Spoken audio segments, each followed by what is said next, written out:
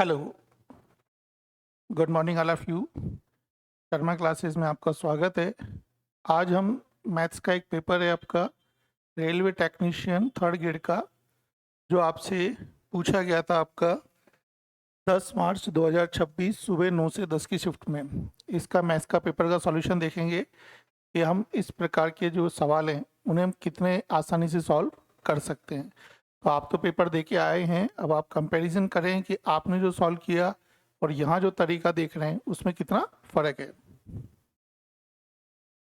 जैसा कि आप देख रहे हैं, इसमें पहला प्रश्न आपकी स्क्रीन पे है कि निम्नलिखित आंकड़ों का बहुलक क्या होगा। बहुलक का मतलब है कि जो भी आपको ये डेटा दिया गया है इसमें सबसे ज़्यादा बार कौन सा डेटा आया हुआ है। तो इसका तरीका सबसे बेस्ट है, आप ऑप्शन को उठाएं। जैसे यहाँ पर आपके लिखा हुआ है 54। अब देखो 54 यहाँ कितनी बार नजर आ रहा है आपको, इसमें एक बार, एक बार, दो बार, तीन बार। तो आप यहाँ लिख देंगे 3 बार। इसके बाद नेक्स्ट ऑप्शन है 41। 41 देखो कहाँ नजर आ रहा है, एक बार, दो बार, तो यहाँ लिख देंगे 2। 40 कितनी बार नजर आ रहा है देखो आपको, एक बार, दो बार, 40 2 लिख देंगे। और 46 आपको कितनी बार नजर आ रहा है, एक, दो, तो ये भी लिख देंगे 2 बार। अगर आप देखें तो सबसे ज्यादा बार क्या है बताओ इसमें, 54। तो इस सवाल का आंसर क्या लगा देंगे अपन, 54। ये पहला सवाल था जो आपका पूछा गया है। बाकी दो सब शिफ्ट में क्रम चेंज हो जाते हैं इसमें। ये लीजिए अगला सवाल क्या कहता है। आरजू 55,000 रुपए की पूंजी से एक व्यवसाय शुरू करती है। 3 महीने बाद विमला उसकी साझेदार के रूप में व्यवसाय से जुड़ जाती है। 1 वर्ष बाद लाभ को 8:9 के अनुपात में विभाजित किया जाता है, तो पूंजी में विमला का योगदान क्या होगा। तो आपको पता होना चाहिए कि जो लाभ होता है वो बराबर होता है पूंजी गुणा समय। अगर ये आपको पता है तो विमला ने लगाई है 55,000 की पूंजी। क्योंकि ये पूंजी 1 वर्ष बाद का लाभ है, तो विमला ने तो पूरा 1 वर्ष का मतलब 12 महीने के लिए पूंजी लगाई है, सॉरी आरजू ने। और 3 महीने बाद विमला उसकी साझेदार बनती है। अगर 3 महीने बाद साझेदार बनती है और कुछ पैसे लगाती है, मतलब तो पूंजी पूछ रहा है विमला की कितनी पूंजी है। तो मान लेते हैं विमला x रुपए लगाती है, लेकिन 3 महीने बाद लगाती है, तो उसका पैसा 9 महीने तक ही लगा रहेगा। और इनके लाभ का जो अनुपात है वो दे रखा है 8/9। अब देखो 9 से तो 9 कट जाएगा, 4×3 = 12, 4×2 = 8। अगर x की वैल्यू निकालेंगे तो अपन बोल सकते हैं 55,000 गुणा में 3/2।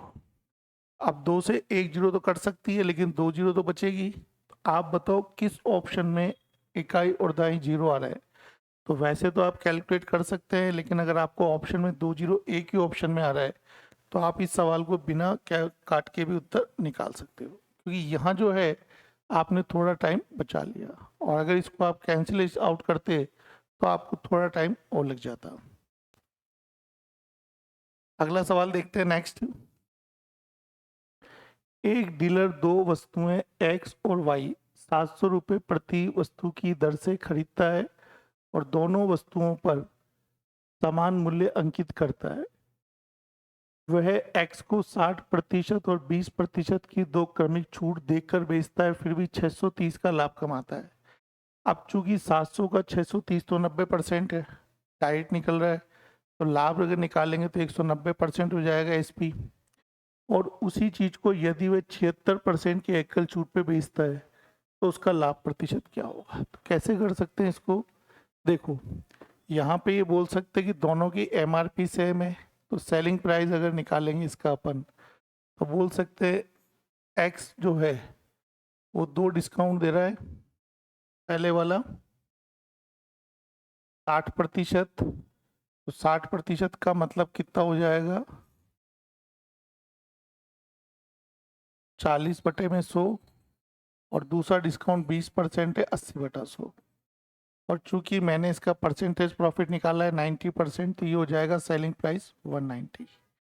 अब अगर दूसरे का सेलिंग प्राइस देखें जो 76% डिस्काउंट पे है, तो यहाँ पे जो MRP आएगा 190, 2 जीरो कैंसिल कर सकते हैं, तो 100/32।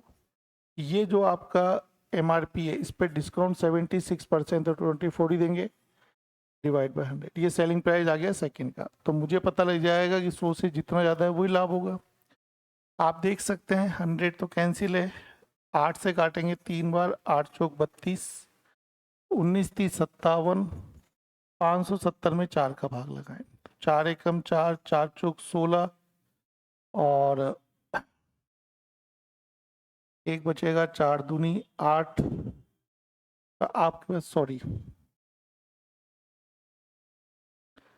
4 एकम 4, 4 चौक 16, 4 दूनी 8, और ये 2.5।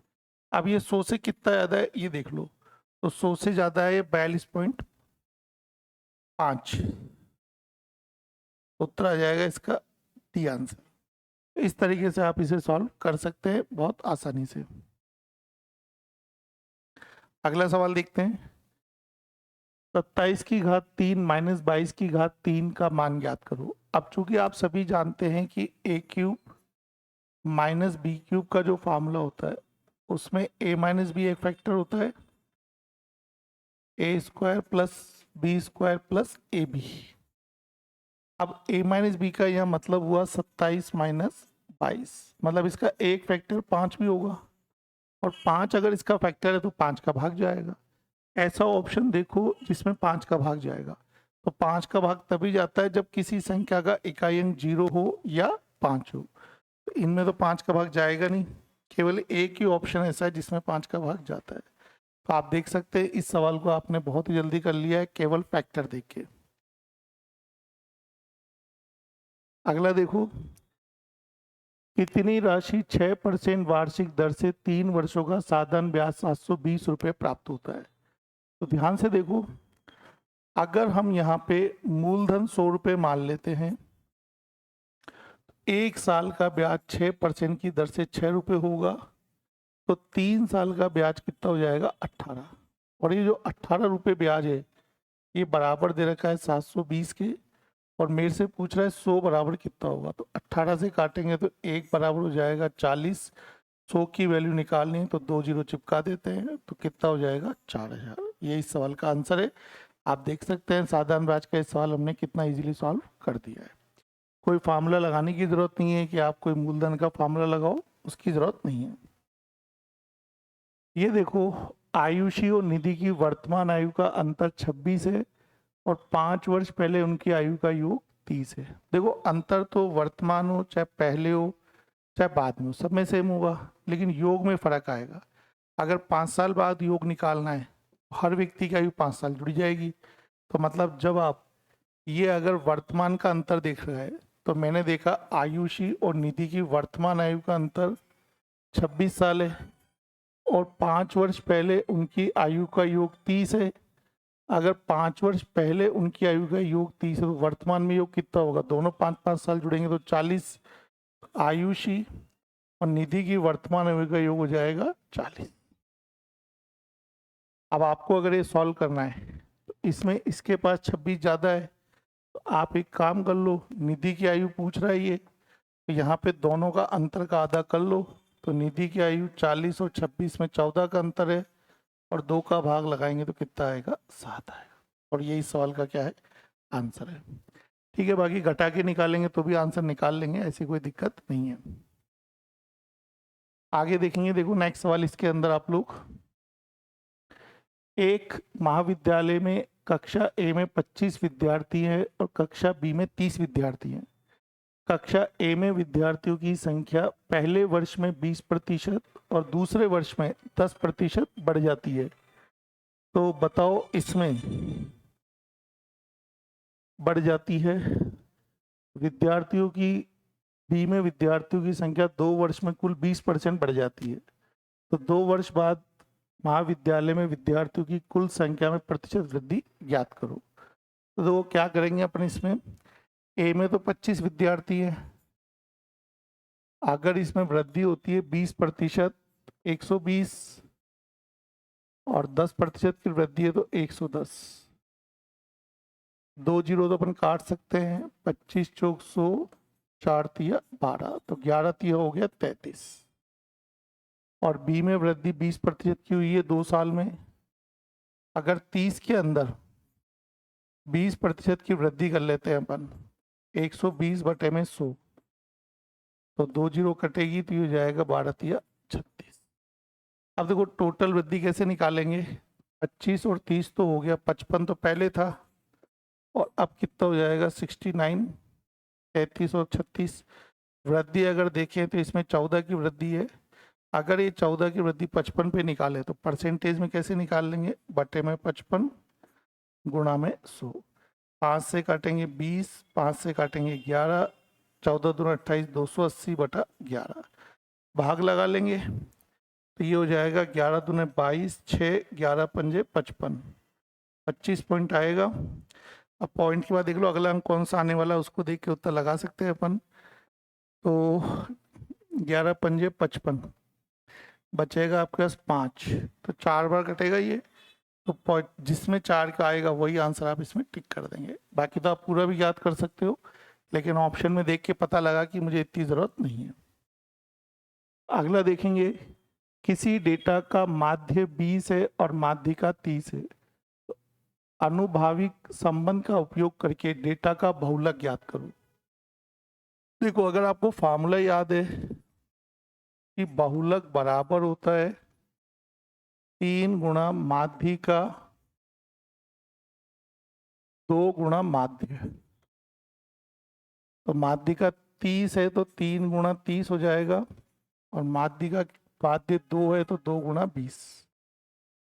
30 तिया 90 में से अगर आप 40 घटाएंगे तो बचेगा कितना, 50। तो ये डिपेंड रहता है केवल आपके फार्मूले पे, क्या आपको फार्मूला याद है कि नहीं है। अगला देखते हैं अपन इसमें, एक नल किसी टंकी को 11 घंटे में भरता है, एक अन्य नल भरी हुई टंकी को 22 घंटे में खाली कर देता है। यदि टंकी खाली हो तो दोनों नल एक साथ खोल दी जाए तो टंकी भरने में कितना समय लगेगा। तो देखो अपन मान लेते हैं दोनों का एलसीएम की टंकी की कैपेसिटी 22 लीटर है।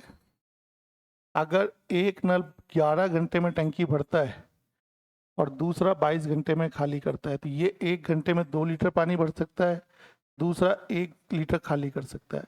अगर दोनों को चालू करेंगे तो 22 लीटर भरने में कितना समय लगेगा, 2 माइनस 1, 1 लीटर पानी भरेंगे ये, और समय लगेगा टोटल 22 घंटे। इस सवाल का जो कैलकुलेशन था वो तो 0 लेवल का था, मतलब इजीली आप सॉल्व कर पाए। आगे देखेंगे, देखो नेक्स्ट इसमें, यदि 15 नोटबुक की कीमत 240 रुपये है तो 992 में कितनी नोटबुक आ सकती है। देख लो अगर 15 नोटबुक की कीमत 240 है, 240 का भाग लगा देंगे इसमें, और पूछ रहा है 992 में कितनी आएगी, तो 992 से गुना कर लें। देखो 5 से तो ये कैंसिल आउट हो ही जाएगा, 15 से काट लो चाहो तो पूरा पूरा, 15 एक कम 15, 5 4 9, 15 छिक्की 90, 16 का भाग लगा देंगे तो 16 छिक्की 96 आएगा, 16 छिक्की 96, 2 16 दूने 32, तो टोटल आंसर आ जाएगा 62। इसके बाद देखते हैं, देखो नेक्स्ट इसमें, इस सवाल में देखो अगर ध्यान से देखो तो वर्गमूल में पॉइंट के बाद 2 अंक है, लेकिन एक प्लस है एक माइनस है, तो पॉइंट के बाद तो एक ही अंक आएगा। अब पॉइंट के बाद एक अंक तो किसी ऑप्शन में है तो प्लस माइनस कट जाएगा, तो सीधा ही आप लगा सकते हो आंसर 13। ये देखो, एक यात्री शहर ऐसे शहर बी तक 48 किलोमीटर प्रति घंटे की चाल से जाता है और 60 किलोमीटर प्रति घंटे की चाल से वापस आता है, तो कुल उसे 9 घंटे समय लगता है। तो ए और बी के बीच की दूरी याद करो। तो देखो चाल का जो अनुपात होता है वो तो है 48 और 60, तो समय का जो अनुपात होगा उल्टा हो जाएगा, काटेंगे तो 12 पंजे 60, 12 चौक 48। टोटल जो समय है 9, इसकी वैल्यू जो है वो दे रखी है आपको 9 घंटे टोटल मिला के, तो ये कितना हो जाएगा 5 घंटे और ये हो जाएगा 4 घंटे। अब 4 घंटे अगर 60 के हिसाब से चलोगे तो डिस्टेंस कितनी हो जाएगी, 60 गुणा 40, 240 किलोमीटर। यही सवाल का आंसर है। ठीक है, अगला देखेंगे। देखो नेक्स्ट, इसमें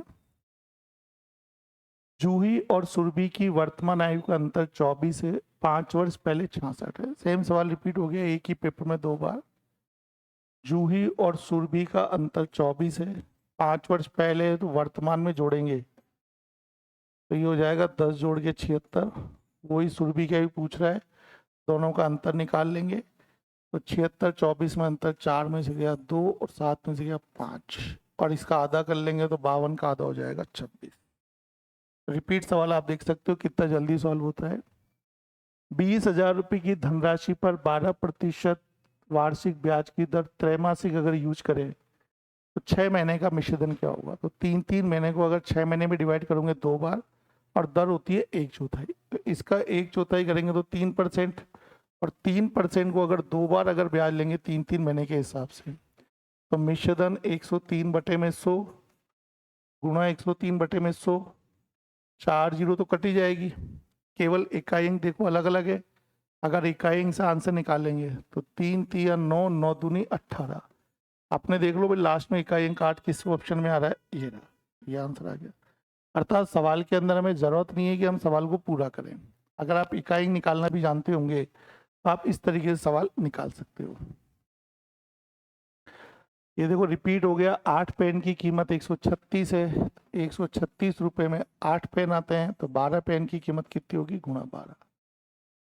काटा पीटी कर लो, इकाई अंक से निकाल लो तो भी दिक्कत नहीं है। तो देखो 4 3 12, 4 दूनी 8, 2 से काटेंगे, 2 6 12, 2 8 16।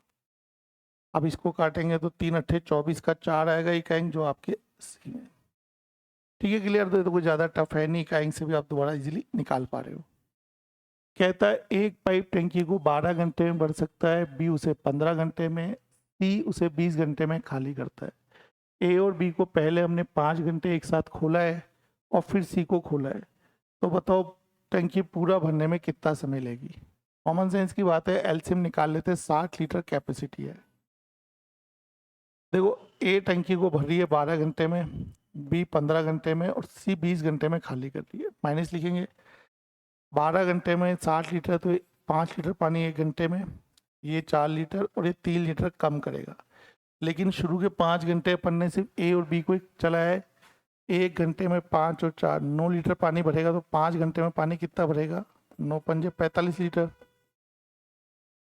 शेष पानी कितना बचेगा, शेष क्षमता बचेगी 60 में से अगर 45 घटाएंगे तो 15। अब इस 15 को कौन कौन भरेगा, तीनों ही भरेंगे। तो 5 4 9 में से 3 घटाएंगे तो 6 लीटर पानी भरेगा 1 घंटे में। अगर 6 का भाग लगाएंगे तो ये आ जाएगा 2.5 घंटे।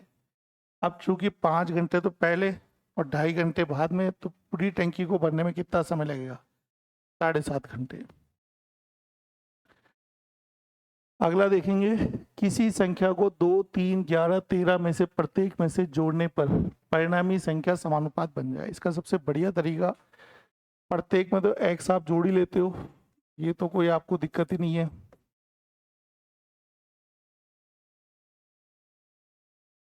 अब आपको अगर समानुपात का नियम आता है तो आप लोग इनका अंतर लिखो। 11 में से 2 जाएगा 9, 13 में से 3 जाएगा 10। अब चूंकि देखो इसमें अंतर 1 का है, इसमें अंतर 1 का है, तो बताओ 2 में कितना जोड़ेगी 9 आ जाए 7, 3 में कितना जोड़ेगी 10 आ जाए 7। तो मेरा आंसर कितना आ गया 7। बताओ कितना इजी हो गया सवाल, कितना इजी हो गया। तो इस तरीके से हल करेंगे तो इस सवाल को आप तुरंत उड़ा सकते हो। कोई शॉर्टकट की आवश्यकता नहीं है, किसी की जरूरत नहीं है। ये कहता है x बराबर ये है 5 + 2 √6, तो x - 1 अपन क्या होगा। तो पहले देखो x में √x का भाग देंगे तो √x आएगा, और ये 1/√x हो गया।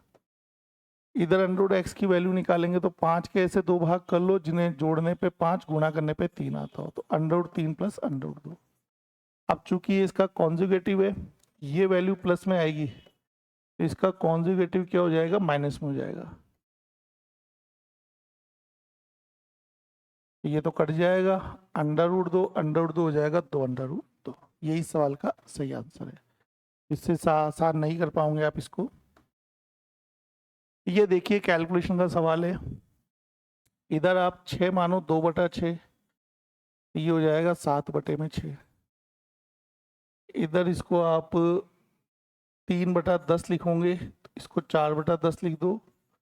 4 3 7/10 है तो उल्टा करना पड़ेगा भाग की वजह से, 10/7। और ये 1/2 लिख दो।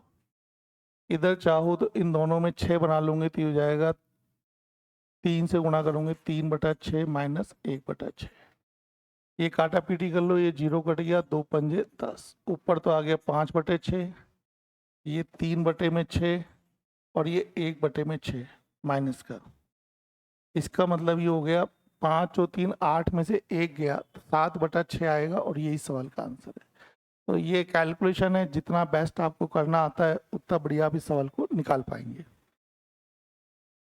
ये देखिए, एक राशि में पहले 12% की कमी की जाती है, फिर 8% की, तो समग्र कमी क्या होगी। अगर ये फॉर्मूला भी अगर आपको याद है, a plus B plus A B बटा 100, तो यहाँ पे a की जगह माइनस का 12% है, ये माइनस का 8% है, माइनस गुणा माइनस प्लस होता है तो 12/96/100, तो 20 से थोड़ा कम आएगा, तो 19.4 इसका सही आंसर है।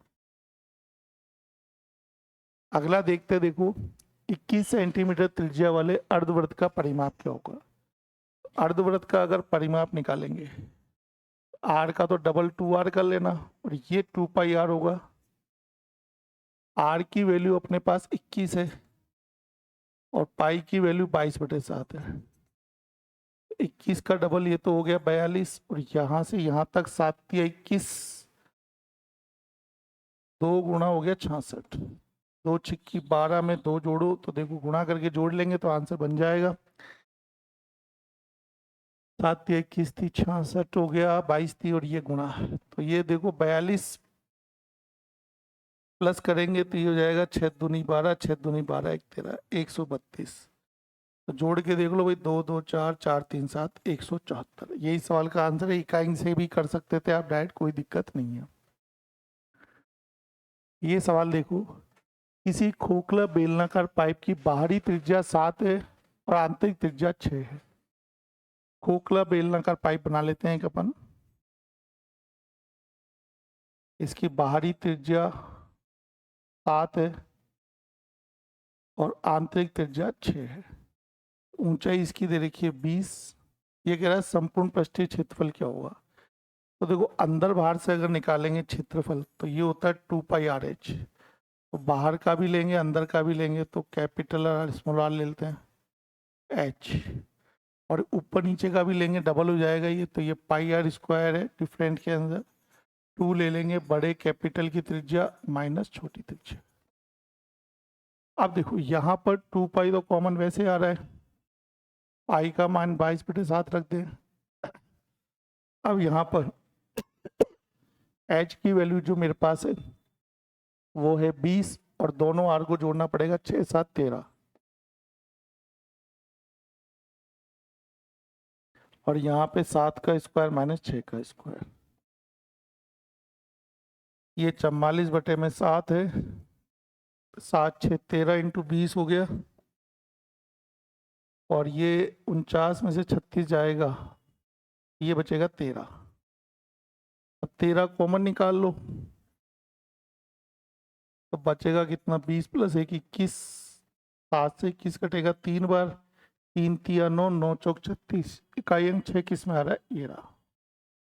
इस तरीके से आप देखो, मैक्सिमम सवाल अगर कैलकुलेशन देखें तो आप इकाई से भी सॉल्व कर सकते हो। ये देखिए 42,000 रुपये की प्रति वस्तु की दर से बेचने पर 2 वस्तुएं बेचता है। एक पर 45% का लाभ है, दूसरे में 45% का हानि है। तो उस पूरे लेन देन में सदैव हानि होती है प्रतिशत में, तो वो होती है दर स्क्वायर बटा 100%। ये सदैव हानि होती है, तो 45 को स्क्वायर बटा 100 करेंगे तो ये हो जाएगा आपका 20.25, क्योंकि 2025 का वर्ग है, 100 का भाग लगाएंगे तो 20.25। जहां तक मैक्सिमम सवाल अगर परसेंटेज का तो यही आता, लेकिन ये तो हानि वैल्यू पूछ रहा है। अब होगी हानि तो लाभ वाले आंसर तो गलत हो गए। और 20.25 को मैं लिख सकता हूँ 2025/100 पहले की तरीके, पॉइंट हटाएंगे तो 2 जीरो और लग जाएगी। ये 25 से घटेगा 100, 400, 25 अट्ठे 225 है कम 25। अब 81 की हानि हुई है 400 पे, तो विक्रय मूल्य कितना हो जाएगा? ये तो है क्रय मूल्य, ये है लॉस, तो एसपी कितना हो जाएगा? बेचने वाली वैल्यू। तो घटा देंगे 400 में से 81 तो आएगा 319।